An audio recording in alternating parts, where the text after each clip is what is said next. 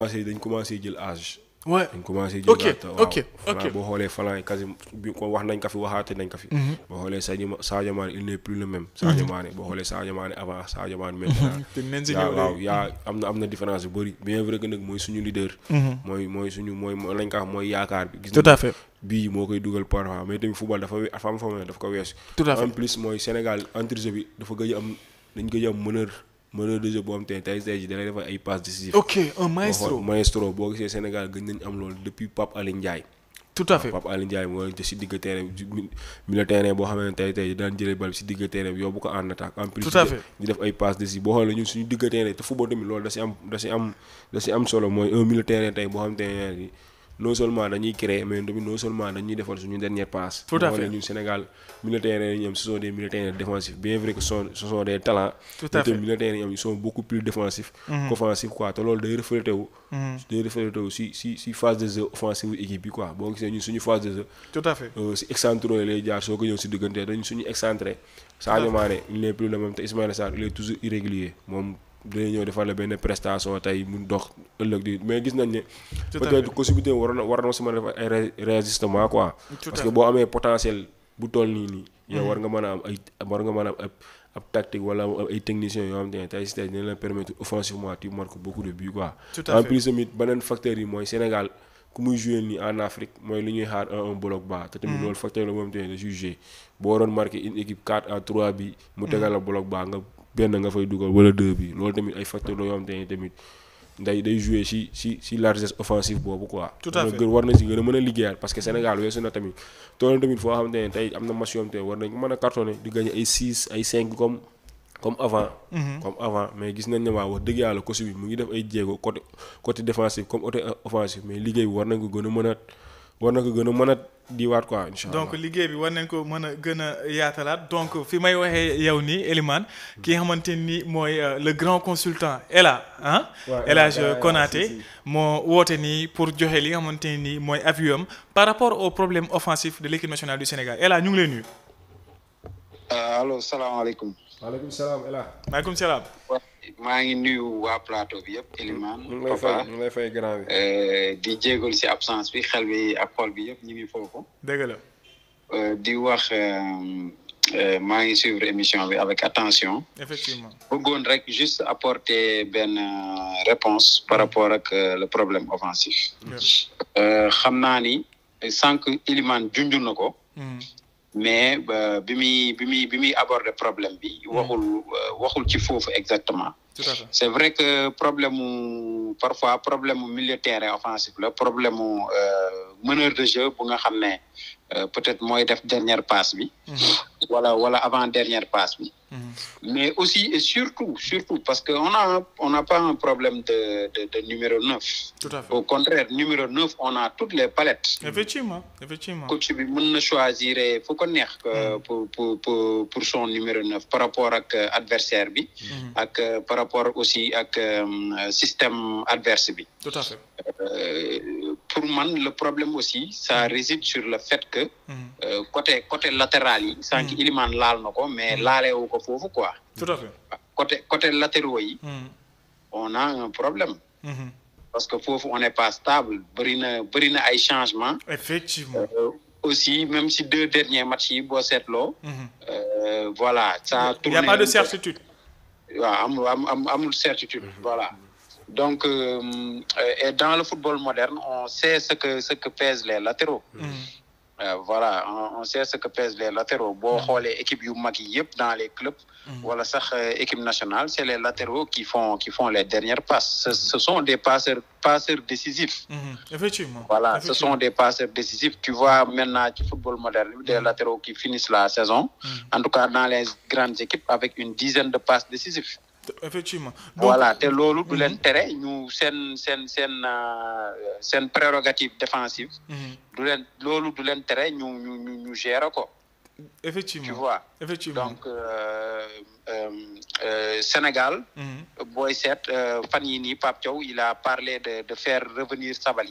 Ouais, effectivement. Youssouf Sabaly si on se souvient bien de ses dernières prestations je crois qu'il avait marqué un très joli but. Effectivement. Voilà donc on a besoin de faire revivre, en tout cas, de faire revivre l'équipe nationale par les latéraux. Je me souviens que suñu Coupe d'Afrique bi ñu jël nga xam ne moom la ñuy ndamoo fu ñu toll. Un des pionniers de cette victoire en Coupe d'Afrique, c'était Saliou Ciss. C'était Saliou Ciss, effectivement. Malheureusement, il n'a pas, voilà, il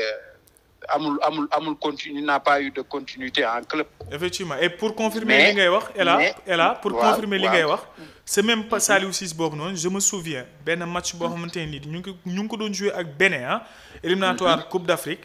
Bénin indiloon ñu benn bloc bas. li nga xamante ni mooy problème mu équipe nationale du Sénégal. Saliou Ciss moo débloqué score bi. si benn provocation bu mu def si dernier instant match bi. provoqué latéral béninois bi mu faussé ko. penalty pour équipe nationale du Sénégal Sadio Mané dóor ko mu. voilà léegi nag pour faire le parallèle. boo xoolee équipe yi ngeen fi cité sànq. à savoir les Maroc, les Nigeria, Maroc, Tunisie, Nigeria, Algérie ces équipes là qui font des festivals offensifs. boo leen xoolee seen latéraux yi voilà tu peux citer des noms qui sont connus mondialement. Tout à fait.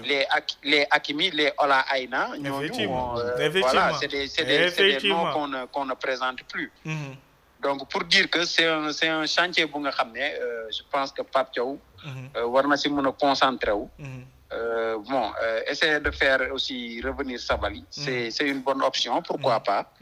Mais c'est quelque chose bu nga xam ne il faut que voilà, il faut que ñu travailler ici à l'avenir. C'est ça qui va redonner à l'équipe nationale son lustre d'antan, quoi. Son lustre d'antan. Et là, xam naa balaa ma lay bàyyi xam naa ne certainement wax dëgg yàlla actuellement liggéey bi xaw na la xooj, mais juste une petite demi-question boo xamante ni notre consultant Elimane jaar na si léegi nii mu wax lu xamante ne c'est important.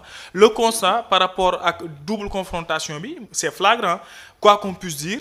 Équipe nationale du Sénégal d'après date FIFA bi ni ak bi ko jiitu enchaîné nañ 4 matchs en éliminatoire depuis lors jusque-là ñu ngi encaissé benn but, c'était contre la RD Congo, double confrontation contre Soudan ak contre Togo, 0 but encaissé. Est-ce que on a retrouvé notre stabilité défensive malgré les incertitudes ci côté yi? Waaw bon on a retrouvé notre stabilité défensive, loolu moom qui résultat yi wane na ko. On a enchaîné des clean sheets. Par exemple pour le dernier match. Edouard Mendy n'y est pas pour rien. Effectivement. Voilà, il a fait des arrêts décisifs. Tout à fait. Man c'est un gardien que j'aime personnellement. Tout à fait. Pour l'avoir suivi. Bon xam nga quand tu es proche d'un joueur au stade, non seulement tu suis son match, ses replacements et tout, mais aussi tu suis en fait nan laa ko mën a waxee sax mooy maanaam son langage corporel, mais sa communication aussi. Même si c'est un gardien bu nga xam ne mais il est devenu un leader. Oui, c'est un leader. Il ne lâche pas sa défense. Effectivement, tout à fait. La communication. Il ne laisse personne mu déconcentrer. Tout le temps, il est au taquet. Effectivement. Tout le temps, Lamine Camara. Tout le temps, donc ça fait ñu gis ko muy harceler Lamine Camara si benn perte de balle. Boo fàttalikoo Sénégal tàmmoon nañ ay jamono fii nii jamono la génération de 2002 ba un peu dépassé leen tuuti. Tàmmoon nañ di jël ay buts corner, ay buts yu nga xam ne corner day moom la Elimane doon wax le syndrome des dernières minutes. Voilà. Des trucs comme ça, des choses comme ça tàmmoon nañ di si jël ay buts. Voilà, maintenant loolu noonu c'est des défauts qu'on a gommés. Ouais, effectivement. Voilà, te loolu man je pense que Mendy joué na si sa partition. C'est c'est un gardien qui est très concentré, qui est très sérieux. Effectivement. Et voilà. Et qui a énormément progressé aussi sur le domaine des jeux ballon-pied, progressé na si bu baax. Mais bien sûr, c'est le football moderne qui l'exige. C'est le football moderne qui l'exige. En tout cas, man je pense que bu ñu defee bilan ou les 2 matchs là. On peut être satisfait du résultat, tout en surtout que on sait que maintenant on est collé à la RD Congo. Effectivement. Donc ñun ak moom ce sera le mano-mano jusqu'à la fin. Le mano-mano jusqu'à la fin. Voilà, donc voilà. loolu gars yi il faudra trouver des solutions tactiques en tout cas. Pour aller s'imposer à en Kinshasa. RD Congo. Effectivement. Et amener les 3 points pour reprendre la place de leader qu'on souhaite. Pour reprendre la place de leader qu'on souhaite loolu moo nekkoon avis à distance ki nga xamante ni mooy notre consultant El Hadj Konaté El Hadj ñu ngi lay jaajëfal bu baax a baax mais nag gars yi namm ne la Elimane namm na la trop sa place bi mu ngi nele ñu réservé xam nga dañ ko dugal ci frigo bi xam nga nu mu demee noonu mais sedd na yaa ngi dégg donc xam naa incha allahu rabbi dinañ la retrouver bu soobee suñu borom après koor gi xam ne liggéey bi moo la xaw a tënk ñu lay souhaiter une très bonne fin de soirée di la jaajëfal bu baax a baax ci intervention bi. jaajëf donc Elimane est là je pense que avancé na bu baax a baax par rapport ak problème offensif bi nga xamante ni moom la équipe nationale du Sénégal am mu wax notamment instabilité bi ñu am ci côté latéraux yi te wax na dëgg. pas mal de latéral essayé depuis Aliou Cissé ba tey jii nii amaguñu des latéraux type yoo xamante ni mën nañ wax ne c'est des latéraux de prédilection yuy occuper poste bi di ñu apporter tant offensivement tant défensivement. waaw boo xoolee papa il a tout dit boo xoolee il a tout dit. résumé problème yi am ci phase offensive bi yëpp. mais boo xoolee ñaari machines yi. offensivement mënuñu woon am apport. côté latéraux yi parce que dañu doon jouer avec incertitude ci ñaari ci poste yooyu quoi. tout à fait nga ne à gauche. da nga am l'habitude di am Jacobs. wala soit El Hadji Malick Diouf gis nañu ñaari joueurs ils sont tellement offensifs. tout à fait bu ñu demee offensivement dañuy apporter dara. te gis nañu ñaari machines yi seen absence xaw na posé côté boobu parce que apport bi daan am ci côté gauche bi amul parce que mooy li ma incertitude lañ doon jouer côté boobu noonu. parce que gis nañ ne Ilaay Camara moom Krépin Diatta moo fa départ premier match te amul woon habitude du jouer côté gauche. effectivement kon daanaka dañ ko soxlaan côté défensif dañ ko gënoon soxlaa ak côté gauche. deuxième match bi gis nañ titularisation ki nga xamante ne mooy Ilaay Camara. mu doon premier match am c'est pas facile tamit sa premier match nga jouer un poste boo xamante ne tey si tey ñi ko doon faral di jouer dañ doon blessé. yow li ngay njëkk a sóor mooy côté défensif. soit après défensif balaa ngay dem si les phases offensives. mooy li ma la rek te en plus mooy li ma la mooy ñëwaatu Sabaly bi. loolu demande nationale Sénégal war nañ ci mën a amaat benn jéego bam tey day Sabaly lay ñëw. parce que football moderne moo soxlaa ay joueurs de flanc yoo xam te ne joueurs de couloir yoo xam te ne dañuy apporter. parce que mooy lay gis nañ quasiment dans toutes les équipes yoo xam te ne doo dem si équipe boo xam te ne tey. championnat bu jeexee seen latéral dañu am 10 à 15 passes décisives. loolu waaw te mooy li ma la wax rek. te mooy li ñu tax ne ñaari match yi gisuñu offensivement suñu littéro apporté mais nañu fa doon jouer avec incertitude quoi. Krépin Diatta moo daan am l'habitude de jouer à droite te gis nañ ne bu jouer à droite offensivement day apporté. premier match bi départ naka à gauche te à gauche li ñu ko fa soxlaan mooy côté défensif. waaw mooy li ma la tax xam naa côté boobu ak potentiel bi ñu am tamit si ñaari poste yooyu noonu. ak li nga xam te ne revenu Sabaly war na mën a peser waat. noonu bu ñu si liggéey à ce que Sabaly ñëwaat. en plus El Hadji Malick Diouf ñëwaat. après Jacob ñëwaat daanaka côté gauche boobu moom côté ñaari flanc yooyu doon dañu sow ay problème offensif quoi. mais tamit comme li ma la wax rek si digg terrain bi tamit war nañ si gën a mën a travailler waat. parce que war nañ mën a am un milieu terrain comme ni ñu jouer dañuy faral di jouer 4-3-3 boo xam te ne. classique war nañ mën a am un meneur de jeu. meneur de jeu boo xam te ne tey ji quasiment da lay assurer say dernier passe wala soit moo lay animer sa digg terrain. te boo xoolee match yi nga xam te ne tey jii. Iliman Ndiaye joué na foofu da ngay gis match bi day am animation de jeu day am si kanam offensivement. dina apporter parce que dina téye bal bi def dernière passe soit apporter jeu bi quoi am benn création boobu da koy indi si digg terrain bi. benn création boobu